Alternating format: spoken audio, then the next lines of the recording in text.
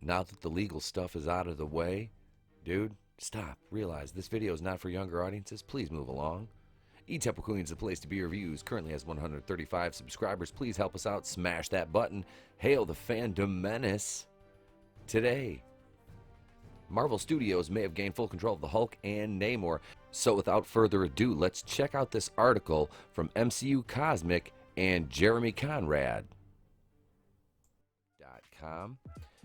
One big obstacle Marvel Studios has faced for its entire history involved the complicated rights issues surrounding Hulk and Namor. While Disney is free to use Hulk in any team-up movie, they couldn't realistically produce a solo Hulk film due to complications surrounding the distribution of the movie. Despite the common belief on the internet, Marvel could always have made a solo Hulk movie, but the chances of Disney actually distributing it and profiting off the money that went into it were slim.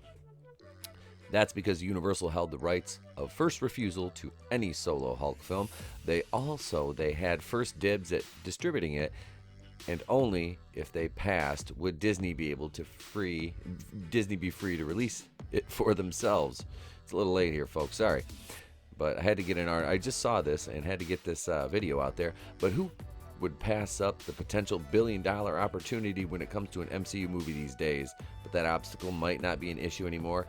And Jeremy Conrad goes on to say, I'm only putting this out there as a rumor, not as a fact, but I've heard from someone very reliable that Marvel has gained full control of Hulk and Namor, so those pesky distribution hurdles no longer exist. It's very doubtful they'd ever do a solo Namor movie due to the success of Aquaman, but they'll use him as both a villain and potential future Avenger because he's played both in the comics. This could explain why Kevin Feige invited Mark Ruffalo to pitch ideas for the Hulk. If they could now make and distribute a solo Hulk film on their own without worrying about Universal, then it'd make more sense to see if there was any ideas out there for such a thing. Feige did also say that the chess pieces were intentionally left the way they were following the events of Avengers Endgame, which means there is a future for the big green guy in the MCU, and if this rumor turns out to be true, he could potentially get another solo movie someday.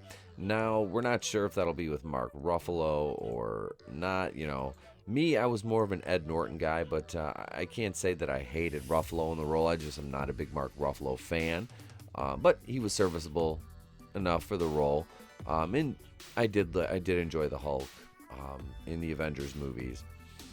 Endgame, not so much. I'm not a big fan of the Professor Hulk, but I'm not saying I don't like him completely.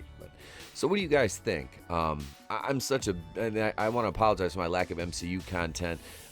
Star Wars has been so relevant in the zeitgeist. I've been trying. Like I said, I did the Venom video the other night with the possible cameo by Tom Holland, which Sony actually replied to somebody from a podcast when they tweeted at them or emailed them and asked if there was any truth to the rumor that Holland would be making an appearance, and they replied with no comment. So they did reply and said no comment. So who knows?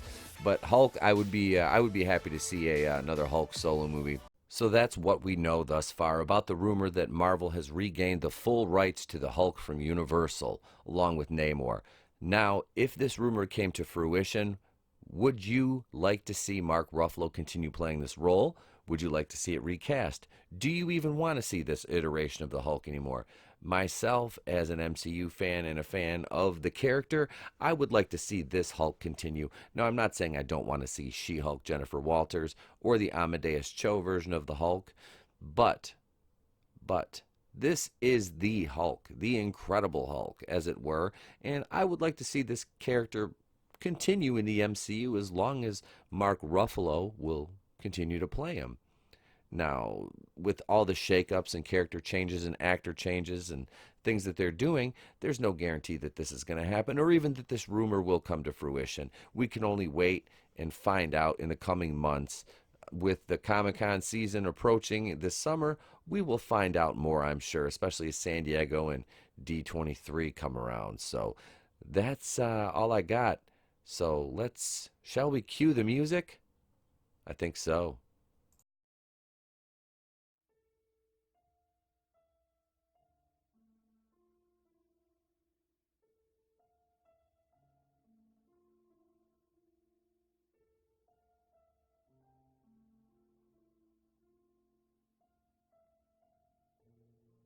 While I still have you here, I'd like to welcome new subscribers Cadis82 and RWC Brandon 650. Here's the places you can find us. The official Place to Be Reviews fan page on Facebook, the Place to Be Reviews on Facebook, at the Place to Be Reviews on Instagram and Twitter. Remember, if I don't see you, have a great day and a pleasant tomorrow. There's another video coming up next.